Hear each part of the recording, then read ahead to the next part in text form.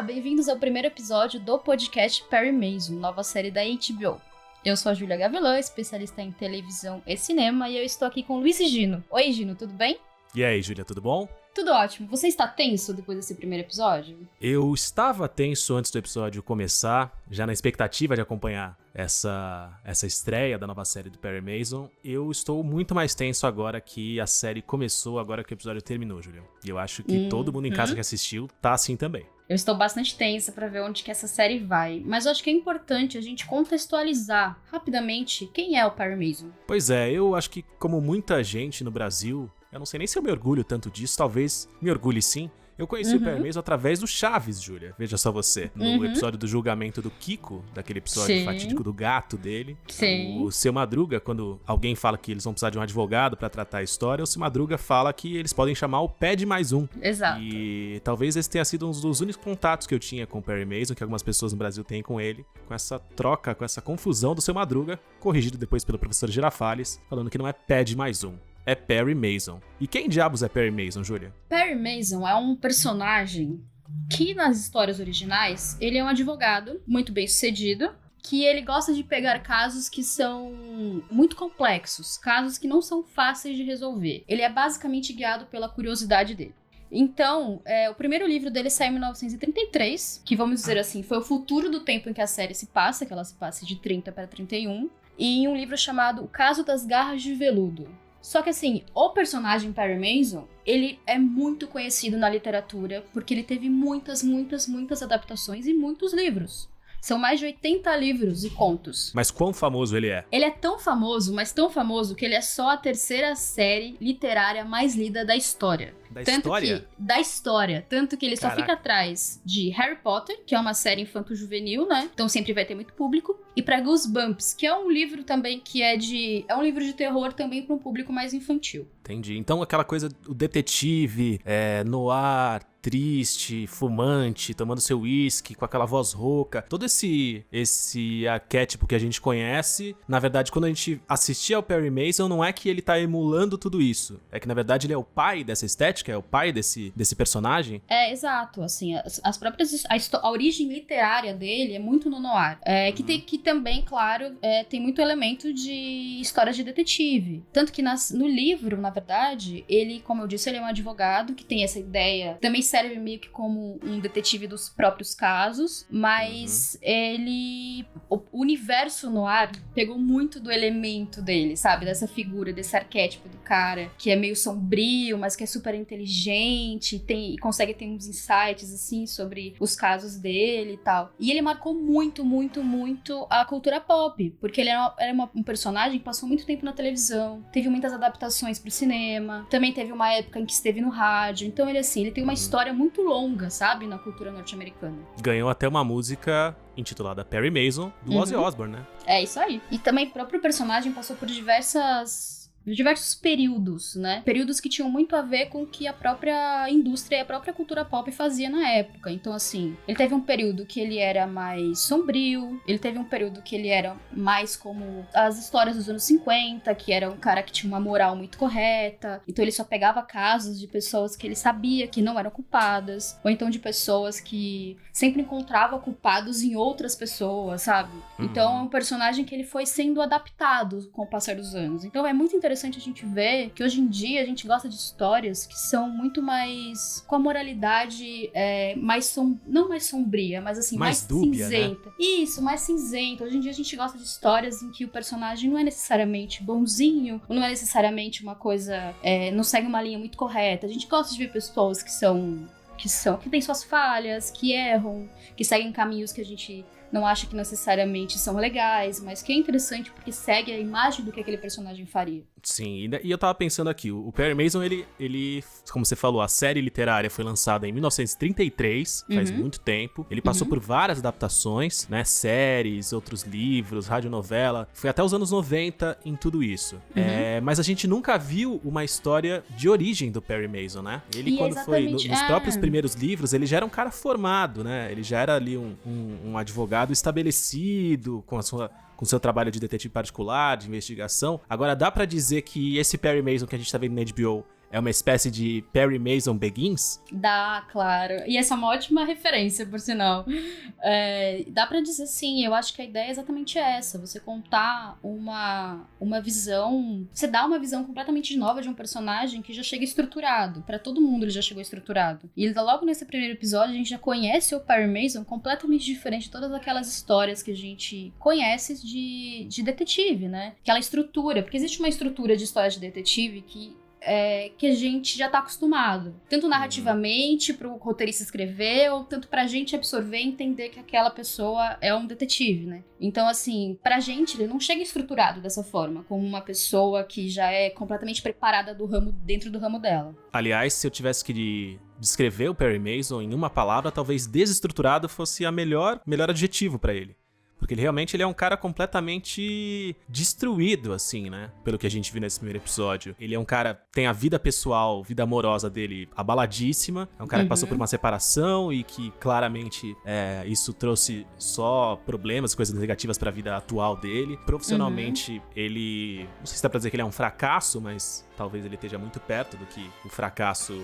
A gente tem aquela cena que ficou famosa pelo trailer e que foi legal ver ela no primeiro episódio agora, quando ele chega ao caso que vai ser explorado durante toda a temporada. O advogado, né, parceiro que contrata ele, coloca seu melhor terno, e ele olha pra um terno completamente acabado e destruído, maltrapilho, e ele fala: esse é o meu melhor terno. Então, esse é um cara que claramente tá passando por perrengue na vida. Boletos atrasados, roupas destruídas. E é um cara que eu fiquei até intrigado com isso, me chamou muita atenção durante o primeiro episódio. Ele basicamente não sorri. Ele é um cara que tá o tempo inteiro com a cara muito amarrada. Se eu não tô enganado, o único momento que ele sorri no episódio, depois que ele tira as fotos comprometedoras do ator, que o estúdio contrata ele pra investigar a vida de um ator e saber se ele tem uma vida ali meio moralmente... questionável. Exato. A única hora que ele sorri é quando ele tá fugindo do cara, aquele momento de adrenalina faz ele ficar animado e ele verdadeiramente sorri. O resto do episódio inteiro, até nos momentos, tipo, tem horas que ele tá transando. E ainda assim, ele tá com uma cara de sofrimento o tempo todo. Ele tá sempre com essa expressão da pessoa que carrega o mundo nas costas, né? Isso também é outro elemento de um personagem, protagonista de um filme noir. Ele não pode ser uma pessoa feliz. Ele precisa estar ligado nesse universo onde ele sente sofrimento por tudo, onde ele acredita que tudo acontece com ele, que ele é uma pessoa que a vida persegue, sabe? Todas essas coisas. E você vê que ele sofre mesmo, ele é a cara do sofrimento, tá na cara dele. Eu ia falar pra você, aliás, quem é que tá sorrindo em 1930 em Los Angeles, né? Nos anos 30 de Los Angeles. Grande depressão acontecendo ali, a crise financeira na vida das pessoas completamente atropeladora. Pouca gente tá feliz de fato, né? Mas se a gente for pensar em como o cinema naquela época era produzido e como a série tá retratando o período, tem uma diferença muito grande, né, Júlia? Tem uma diferença bastante curiosa, porque assim, algumas coisas são muito importantes a gente contextualizar, principalmente em relação aos anos 30 e ao que a série mostra e o que a gente conhece e vê dos anos 30.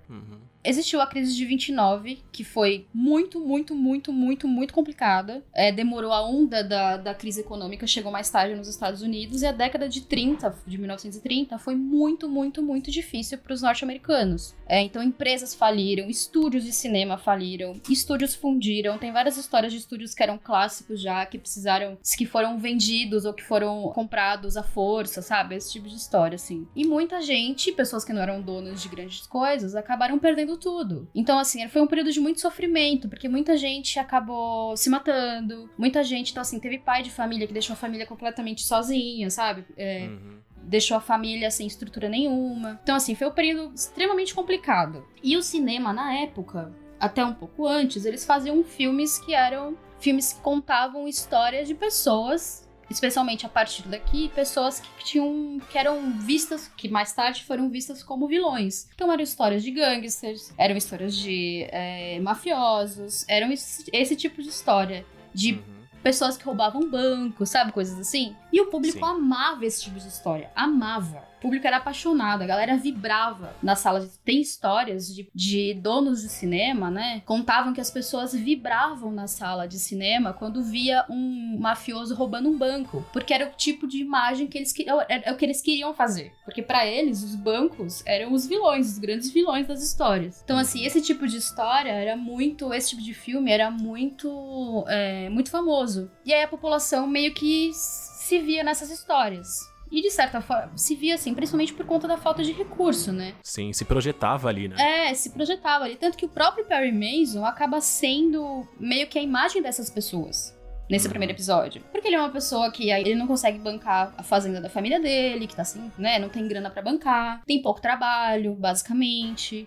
Dá pra dizer que as pessoas estavam tão ferradas que quando elas viam alguém que parecia com elas se dando bem, elas ficavam felizes da vida e ficavam animadas em acompanhar essas histórias. Exatamente, exatamente. E foi o período que também Hollywood começou a explorar esse tipo de história com moralidade mais dúbia, assim, sabe? Com uma moralidade que a gente não tem... Que hoje em dia a gente consegue identificar como isso é bom, isso é ruim. Sim. Antes era eu pegar uma coisa ruim e colocar uma imagem de como se aquilo fosse uma coisa muito boa e tivesse um motivo pra aquilo existir. É um período bem interessante. Entendi. Só que depois disso o que aconteceu foi um ataque de moralismo na indústria cinematográfica, né, norte-americana. E então os filmes da época, depois disso, passaram a trazer histórias muito menos cinzas, né, como você descreveu, e começaram a tratar mais sobre bons costumes, família.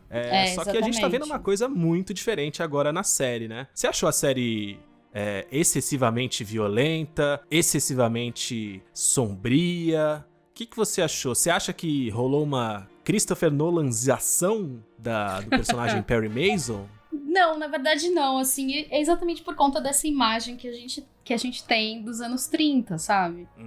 Você até comentou sobre os filmes começarem a ter lição de moral, né? Era essencialmente isso. Na verdade, no começo dos anos 30, começou a ser implantado em Hollywood um conjunto de regras que ficou conhecida como Código Reis. E esse código, que foi implantado mesmo e obrigatoriamente a partir de 34, basicamente fazia com que os estúdios fossem obrigados a seguir cláusulas de comportamento. Então, assim, cláusulas de tema, sabe? Por exemplo, não podia ter muita violência. Se você tivesse um vilão, no fim você tinha que fazer esse vilão ter sua punição. E a gente sabia muito bem que a vida real não funciona dessa forma, especialmente em Hollywood dos anos 30. Tem muitas histórias de Hollywood que são muito, muito pesadas sobre pessoas que cometeram crimes e que ficou por isso mesmo. Tem história de atriz nova e modelos e pessoas, né, que começaram muito cedo, foram pra Hollywood pra tentar, sabe, a esperança de ser alguma coisa em Hollywood, que simplesmente morreram e o caso nunca foi resolvido.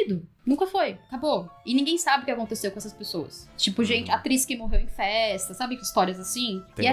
E nunca foi investigado a fundo. Até por isso, até hoje a gente tem essa imagem de que Hollywood é um lugar meio imoral. E foi por conta desse período. Porque se seguiu uma ideia de que você precisava fazer uma lei que obrigasse Hollywood a se autorregular. Então a gente tem essa ideia de que a partir desse momento em que os filmes começaram a ser feitos mais... As histórias começaram a ser contadas mais pelo ponto de vista do mocinho. Então, assim, em vez de você ter filme sobre gangster, você colocava aquela pessoa como um detetive. Em vez de ele ser um mafioso, e é exatamente aí que encontra a ideia do Perry Mason, né? De ser um detetive. E você tem aquela imagem daquele cara que é moralmente... Que tem uma linha moral perfeita, que a moral dele é intocável. E a gente encontra um lado real de Hollywood. Um lado real da vida real mesmo, que as pessoas são muito complexas, as pessoas não são tão simples assim. Sim, e a série mostrou muito bem isso no primeiro episódio. A gente viu essa questão da moralidade de Hollywood completamente exposta, né? Tanto que o primeiro caso que o Perry tá trabalhando, antes dele ser chamado pro caso da criança de Angel's Flight, ele tá trabalhando nessa investigação do próprio estúdio. Eles têm a cláusula moral e eles querem investigar pra saber se o ator tá respeitando. E assim, o ator... Ele tá tendo um caso com outra atriz e eles são pegos numa cena, posso dizer, constrangedora, Júlia? Intensa, talvez seja a melhor palavra pra descrever. Sexualmente intensa. Envolvendo bolos, tortas e outros itens de confeitaria. A própria negociação, o envolvimento do Perry com os diretores do estúdio mostram que os diretores do estúdio também estão completamente sujos moralmente, porque é um jogo de chantagem ali de todas as partes. né? Um braço de ferro de chantagistas por ali. E que o Perry acaba perdendo. E justamente nessa cena que acho que é o grande... Talvez seja um dos grandes momentos do acordar do Perry Mason. Que talvez direcionem ele pro caminho. Eu não sei se ele vai chegar a esse lugar onde ele tava nas outras adaptações, né? De ser um cara perfeito. Acho que ele nunca vai ter isso nessa série, de ser um cara perfeito e tal. Mas eu acho que ele vai se direcionar pra um trabalho que tentam entregar mais pra sociedade. Tentam criar uma sociedade melhor. Então, tem até uma frase forte, né? Que o diretor do estúdio, quando tá ali naquele momento, basicamente de tortura, né? O Perry, ele olha pra ele e fala: você precisa decidir que tipo de pessoa você quer ser. Exato. E ele já tá claramente numa crise, numa confusão intensa. E ali, quando esse momento de chantagem, porque ali ele tá sendo chantagista também, né? Os dois lados tá existindo chantagem. Ele tá sendo um cara ruim ali. Um cara que invade a casa das pessoas pra tirar fotos comprometedoras e depois fazer chantagem com essas fotos do valor que ele tinha negociado antes. Então, é tudo de errado que ele poderia fazer. E ali é o momento que ele é confrontado com essa decisão e ele tem que tomar essa decisão. E dali, a decepção dele por tudo aquilo que tá acontecendo, ao perceber que não tá rolando daquele jeito, e ele é confrontado com isso várias vezes durante o episódio até aquele momento chegar, né? As pessoas falam pra ele, com todas as palavras, cara, não tá dando muito certo pra você, né? Porque você tá passando do limite. Olha o que tá acontecendo. Olha pra sua vida, né? Exatamente. Então, parece que esse é um dos momentos, ou o momento da virada pra ele se tornar essa figura. O cara, o advogado, o investigador, que vai realmente trabalhar pra desvendar crimes que estão acabando com a sociedade que ele vive. Você falou sobre esse lance da moralidade e da chantagem em cima da chantagem. É interessante porque, assim, quando teve a transição do cinema sem som pro cinema falado, muitos atores, muitos profissionais ficaram sem emprego. E muita gente tinha contrato, porque antigamente, hoje isso tá voltando também, mas mais antigamente, os atores tinham contratos por filmes com os estúdios. Então, assim, um contrato de, você precisa fazer pra mim 5 filmes. Se você não fizer 5 filmes, eu te processo, ou então você perde o contrato, enfim. Mas geralmente os filmes eram feitos. Principalmente porque para um ator era interessante, ele continuava recebendo por aquilo, e ele sabia que ele tinha 5 filmes pra fazer, independente do tempo, uma hora ele ia completar esses 5 filmes. E nessa transição, muita gente perdeu o emprego, porque o estúdio não gostava da voz, ou então porque a voz era fina, como no caso do episódio. Isso comentam isso, né? Que a voz dele era muito... ele é muito engraçado, mas é um ótimo ator, mas a voz dele é muito fina pro cinema falado. E muita gente perdeu o emprego, e era exatamente esse tipo de coisa que os estúdios faziam. Eles arrumavam motivos, especialmente usando cláusulas de moralidade, que os estúdios faziam os atores assinarem, e usavam isso pra demitir a galera, pra ter um motivo pra demitir. Como a gente vê isso no episódio. Então, assim, o estúdio estava chantagearia, né? Eles iam chantagear o ator pra conseguir se livrar do ator, porque não queria pagar mais por ele. E usou um detetive particular que, no fim, descobriu uma coisa a mais e estava usando pra chantagear o estúdio. E aí é muito interessante essa frase que você falou, né? Que ele falou que você precisa descobrir quem você quer ser e tudo mais. Porque ali é tudo um jogo de poder. Quando o Perry Mason achava que ele tinha o poder, porque quando ele descobriu uma coisa a mais, que ele achou que podia interessar pro estúdio, ele jogou com a moralidade dele pra conseguir mais dinheiro, arrancar mais dinheiro do estúdio. Então, assim, no fim, o lance da linha moral sempre tá ligado com o nível de poder que você tem. Tanto que você vê que o próprio Perry Mason é uma pessoa que tá completamente desmoralizada. Não, ele completamente. Aquela completamente. Tem uma cena dele sendo testemunha num julgamento, e aí ele é completamente humilhado e destruído, né? Ele acha que ele tá indo pra lá pra ser testemunha de uma determinada situação, e de repente o promotor começa a desenterrar a coisa, né? O passado dele no exército, que é mais uma questão que provavelmente a gente vai ter mais luz nos próximos episódios, mas assim, é um cara que serviu o exército e foi expulso da corporação, né? Isso, exato. E aí é um cara que teve um episódio de agressão com alguém que visitou e tentou comprar a fazenda que ele mora, que aliás é uma outra questão, né? Ele mora na fazenda que era da família, e a fazenda tá completamente abandonada e destruída, e ele não tem nenhuma capacidade financeira de melhorar aquilo, né? De fazer a fazenda virar alguma coisa de novo. Tenta vender, recebe algumas propostas durante o episódio, mas não quer largar o osso. e acha que as pessoas estão tentando passar ele pra trás ou que estão querendo pagar muito pouco pelo que ele tem ali. Mas é um cara que tá completamente destruído. Ele recebe os boletos atrasados, como a gente falou. Ele não teve dinheiro pra pagar o selo, né? O selo a mais pro filho, né? O selo postal pra conseguir mandar o presente de Natal pro filho. E aí o presente volta porque a ex-mulher fala que não vai pagar pelo selo. Ou seja, pra gente pode não tá fácil, Júlia, mas pro Perry Mason acho que tá mais difícil. Nossa, tá muito pior a situação dele, né? E especialmente nesse contexto onde todo mundo está na pior, onde você vê que socialmente tá todo mundo no mesmo nível de desgraça, sabe? É muito complexo. E esse episódio, então, ele já te direciona exatamente pra você conhecer esse homem e você perceber que a vida dele não está fácil e que ele é muito bom no trabalho dele, claramente, a gente consegue perceber isso, porque aquele momento no final do episódio onde ele tá bebaço aquilo ali, ele já tá bebendo, tá lá sofrendo a vida, porque acabou de ser agredido, não conseguiu falar com o filho, presente que ele mandou voltou, toda uma situação muito complexa, né, sobre isso tudo. E ele, naquele momento, ele tem um estalo e ele percebe que, peraí, alguma coisa nesse caso parece aqui que tem alguma coisa aqui que talvez eu tenha percebido que seja, que talvez a gente possa ver isso no próximo episódio. Provavelmente a gente vai ver isso no próximo episódio. Sobre esse método de investigação, vamos falar um pouquinho sobre o episódio e o crime, né? Essa criança é um sequestro que acaba virando um assassinato de uma criança, e aí eu acho que a gente começa já no primeiro episódio, antes da gente tentar desvendar, e aí essa dúvida que eu queria tirar com você. Eu achava que eu ia começar a ver a série e eu ia investigando junto com o Perry, que eu ia descobrindo junto com ele, mas pelo primeiro episódio, o que me pareceu é que eu não entendi nada, eu não talvez eu só seja um idiota ou talvez eu não tenha recebido insumos, pistas o suficiente pra conseguir investigar junto com o Perry, né? Tá. Porque até os momentos... eu acho que assim, o Perry dá algumas pistas de que ele tá sentindo alguma coisa, ou que ele tá percebendo alguma coisa em algumas situações.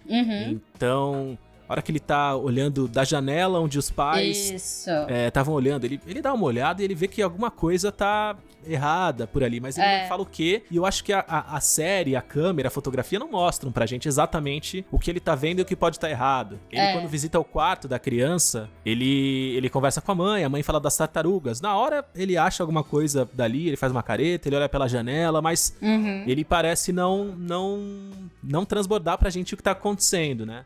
E ele tá sempre acompanhado da câmera dele, né? Pra poder fazer essa análise posterior, ele tá sempre tirando fotos de tudo.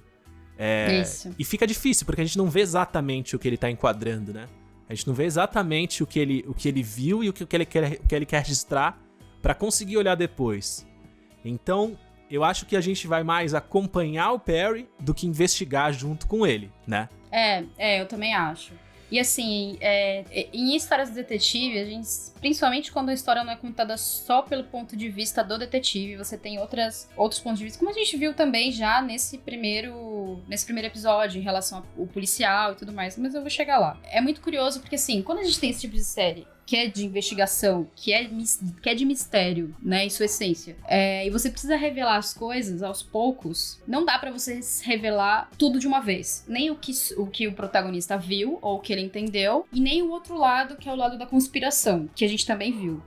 A câmera dá pequenas dicas do que está acontecendo e do que ele está vendo. Por exemplo, quando ele entra no quarto, e ele começa a tirar foto do berço, e ele vê o cobertor, e ele vê que é de tartaruga, e depois ele vai até a janela e vê que a janela tá aberta. E aí ele olha pra fora. E a câmera ali, rapidamente, ela mostra que a janela está aberta. Você vê que tá passando um vento ali e tá com a janela aberta. E você também vê que ele olha rapidamente pra fora e tira uma foto. Que dá pra ver que o lado de fora da casa, a janela do quarto do menino, dá pra parte de trás da casa. E que não tem nada pra lá. Então, facilmente alguém poderia entrar ali. Logo depois, quando a mãe dele entra, a mãe da criança entra, né? A Emily Dodson, quando ela entra no quarto e ele começa a conversar com ela fala o quê pra ele? Que o quarto não foi limpo. Falou, eu queria poder limpar o quarto, né, e tudo mais. E ele também tem uma coisa de moral dela, porque ela diz que ela não passa uma imagem de boa dona de casa, se a casa está suja. E aí ele fala meio que, uma cara de meio que, isso não é uma questão, não é pra ser uma questão agora. E ela fala, né, tipo, uma cara de não, tipo, é pra ser uma questão, sabe? Deus não me vê como uma boa dona de casa se eu não limpar a casa. Isso significa que aquela janela tá aberta desde o desaparecimento do menino. Se ela falou, ninguém me deixa limpar o quarto, isso que significa que aquela janela tá aberta há muito tempo. Então, ou aquela janela ficou aberta, porque deixaram aberta pra abrir um vento, ou então abriram a janela quando sequestraram o menino. São aquelas coisas que você vai absorvendo, mas que a série não fica muito tempo com a câmera parada pra você falar, então é isso. Mas quando você junta as pequenas informações, você chega nisso. E é por isso que o Perry tira as fotos. Então o que você quer dizer é que a gente tem que tirar um print screen de todas as cenas em que ele tá intrigado pra gente poder analisar durante a semana? É isso? Tira o Essa é seu celular. Você dá pros nossos ouvintes, Julia? Tira o seu celular, entendeu? Tira uma foto. Não é isso. É mais porque isso foi como eu entendi e vi aquela situação. Mas, provavelmente, você vê que tem coisas que vão voltando aos poucos. Porque esse tipo de narrativa necessita dessas coisas que voltam aos poucos. Como, por exemplo, até mesmo a história dele gostar de tartaruga. Ele viu o cobertor de tartaruga, a mãe falou da tartaruga, que ele gostava de tartarugas, e mais tarde ele falou, então ele gostava de tartarugas? Você vê que são pequenas coisas que vão sendo conectadas depois. Sim, é a mesma história do Phil, né? Porque a criança, ela teve, durante aquele momento do sequestro, em que ele tava passando pelo bonde, pra parecer que ela tava viva, pra dar tempo dos sequestradores fugirem, eles, de uma forma muito cruel, costuraram o olho da criança, do bebê, pra parecer que o olho tava aberto, né? Isso, E aí, ele visita depois o necrotério, e ele pega como uma das pistas, ele pega o fio que foi usado pra fazer essa costura. E ele olha pra esse fio algumas vezes durante o episódio, jogando ali uma importância, né? Aliás, até sobre essa cena que é uma das cenas mais fortes, talvez, de um episódio, pesado, que tem muitas cenas fortes, cenas violentas, cenas de sexo, tem muitas cenas muito fortes. A que mais me marcou desse jeito, com essa força, foi justamente essa cena, né? Onde o bebê, o cadáver do bebê aparece. E aí, a hora que ele apareceu, uma outra coisa... E dá um close, né? Tem uma hora que dá um close bem grande. Olho quando e aí, ele a primeira tá coisa que eu pensei quando aquele close aconteceu foi, caramba, parece que eu tô vendo Game of Thrones. Parece que foi uma criança tocada pelo Rei da Noite aí, porque ele tá super pálido, já sem vida, com os olhos muito azuis. E veja só você, talvez isso possa ser, na minha cabeça, talvez somente, uma brincadeira, porque esse primeiro episódio de Perry Mason, ele é dirigido pelo Tim Van Patten, que é o mesmo cara que dirigiu o primeiro episódio de Game of Thrones. Sim. Ou seja, um veteranaço de HBO, dirigiu muitas coisas. E aí, quando eles estão em dúvida, quando eles querem fazer uma estreia arrebatadora, eu acho que eles ligam pro Tim e falam, meu camarada, vem que vem. A HBO faz muito isso. Deles usarem profissionais que já têm um histórico fantástico dentro das produções originais deles. Isso é muito legal.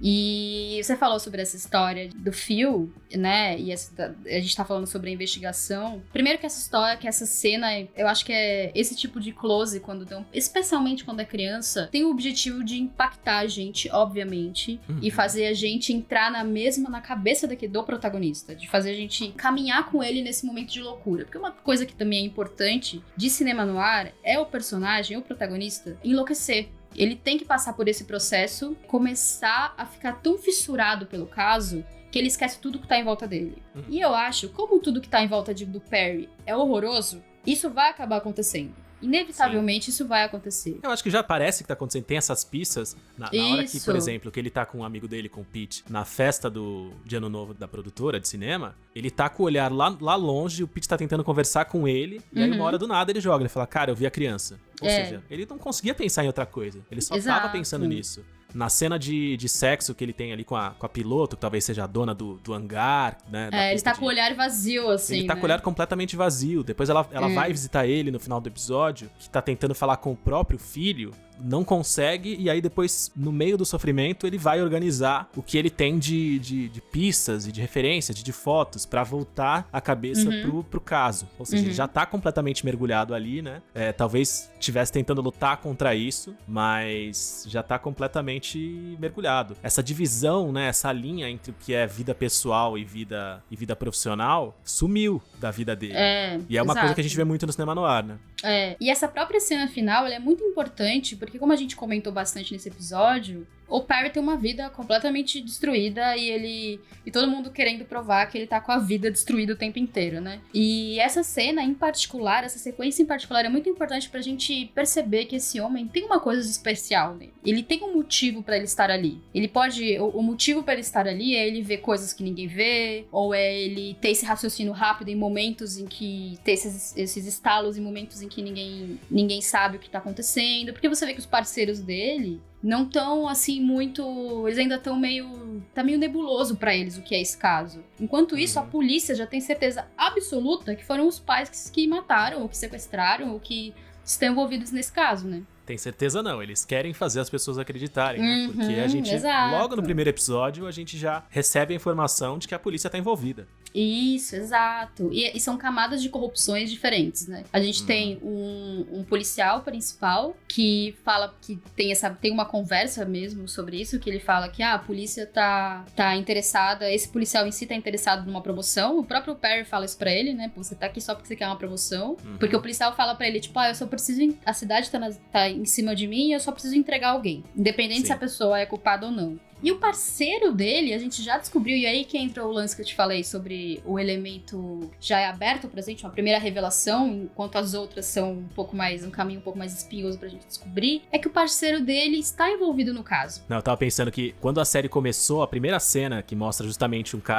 sequestrador com a criança no colo, a gente vê o bigode, o nariz grande que ele tem e o chapéu. Isso, exato. E aí, meio que tentando ser um detetivão ali, você já fala, nossa, deixa eu guardar essa imagem aí pra ficar ligado em hora que aparecer. Nada disso. Isso é revelado claramente e, na verdade, esse cara não era o mandante, né? Não era o cara que tinha grande culpa, não era a cabeça por trás do crime. Isso já é jogado de cara. Então, assim, é quase como se a série falasse, cara, para de ficar olhando pro que é óbvio. E tenta olhar só pro que tá escondido. Porque se você ficar olhando pro que é óbvio, a gente vai destruir isso em 2 segundos. Rapidamente. A corrupção em diferentes níveis, né? Social, governo, polícia, é um elemento que é muito importante no cinema noir. Porque é sempre uma trama que vai se tornando maior à medida que a história avança. Que é que a gente tá vendo que é o caso dessa história, né? De Perry Mason. Sim. Júlia, eu gostei muito da atuação do Matthew Rhys, que é vencedor do Emmy, vale a gente lembrar. Gostei do John Lithgow porque gosto muito dele, mas acho que ele eu também, ainda não apareceu tudo que ele vai aparecer, não mostrou o potencial dele. Que também é um vencedor do Emmy, vale dizer. E em breve, nos próximos episódios, a gente vai conhecer mais sobre a irmã Alice.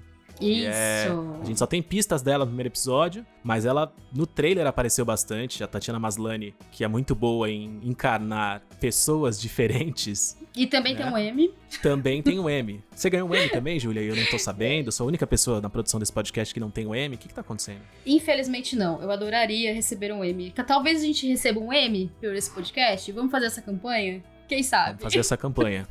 Mas as atuações foram muito boas, né? Tecnicamente, atuação, fotografia me deixou, assim, arrepiadíssimo. Eu sou bem dodói da fotografia, eu gosto demais de ficar olhando cada frame, cada quadro por ali, e achei que foi muito bom. Já que você puxou isso, pra você, nesse primeiro episódio, qual foi a melhor cena ou a cena que você achou visualmente mais bonita, ou que você achou narrativamente mais impactante, e aí é com você.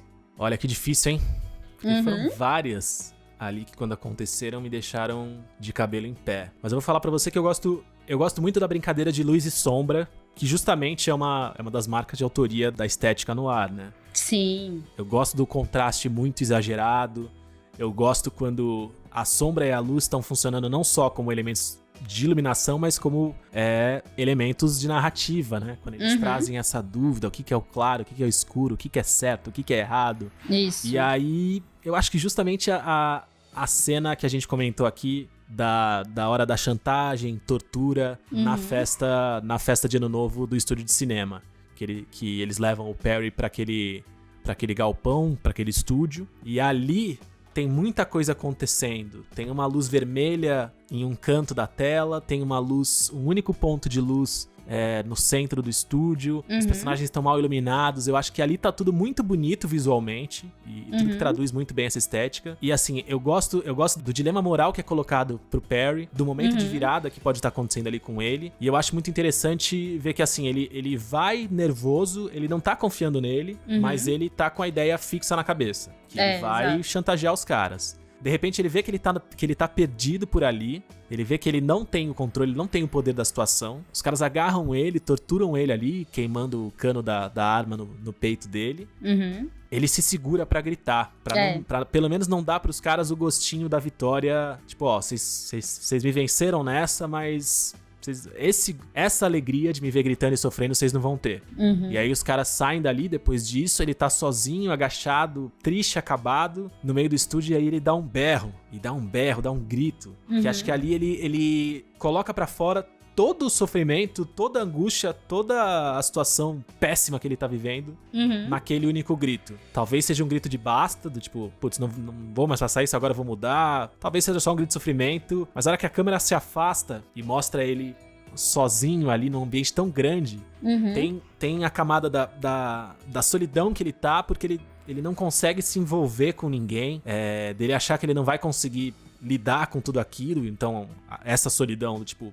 Sou só eu contra o mundo. Eu acho que toda essa sequência é muito bonita, muito significativa e bem marcante. E tem uma coisa interessante nessa sequência, que é um elemento técnico. Que quando ele tá no momento da festa, aquilo ali parece uma gravação de um filme. Parece uma filmagem de um filme. Tanto que eles estão jogando gelo falso, neve falsa. Tá nevando ali, né? Tem um elemento cenográfico ali. E ali você vê que um mundo completamente mágico e diferente. E o momento em que ele sai dali e vai pro estúdio tá vazio, que é a realidade. Sim. Que não tem nada. E é muito legal. É a parte de trás, isso. né? Exatamente. Legal. A minha cena favorita, também sou a pessoa que sou apaixonada por fotografia, né? Eu fico olhando pra fotografia e falando, meu Deus, que coisa linda. Aí é o lance que eu quero dar pause, sabe? Ficar olhando e falando, nossa, que coisa bem feita. Eu passei um tempão falando a frase, meu Deus, que fotografia bonita, em voz alta, durante o episódio. Porque a fotografia do Tyrion Ternan, que é o fotógrafo dessa temporada, dessa série, por sinal trabalhou na penúltima temporada de Westworld, é muito legal, é muito bonita e é uma fotografia que conversa com a gente. E até por isso, a minha sequência marcante desse primeiro episódio é uma que... É exatamente aquela que a gente tava conversando, que o Perry tá no quarto do Charlie, tirando foto, e ele tá lá sozinho tirando foto, ele tá lá, tirou foto da cama, né, do berço, tirou foto do lado de fora e tudo mais, e chega a Emily Dodson, que é a mãe do Charlie. Ela entra no quarto de surpresa pra conversar meio que amenidades com ele. E nesse momento, ela encosta na estante e fica posicionada na direção de uma faixa de luz que entra pela janela. Muito bonito. E a luz só tá no rosto dela e meio parte do colo, sabe? Só tá posicionada ali, porque ela que é o elemento importante dessa cena. Então, assim, você vê que do outro lado dela tá escuro, que é o lado onde fica o berço. E ela é o único lugar que tá claro da cena, né? Desse posicionamento. E aí você vê que, apesar do luto, ela se ilumina um pouco por conversar e fumar um cigarro durante alguns minutos com uma pessoa desconhecida. Mas aí depois que ela fala do filho e ela fala da história da tartaruga, e aí o luto volta, né? O luto, na verdade, aparece de novo. Ela volta pro quarto escuro onde ela tava antes e que o Perry viu que ela tava ali, que ele até tirou uma foto dela também. Toda essa sequência é muito significativa. Desde o momento em que ele vê que ela tá lá sozinha no quarto escuro, até o momento em que ela aparece, fica posicionada da luz e conversa, e depois que ela volta pro escuro, sabe? Que ela vai voltar pro luto dela. Então, assim, é uma fotografia que é puramente no ar, é o puro suco do cinema no ar, e é muito bem feita, é incrível, adorei. Legal demais. Agora eu tenho uma dúvida, Júlia.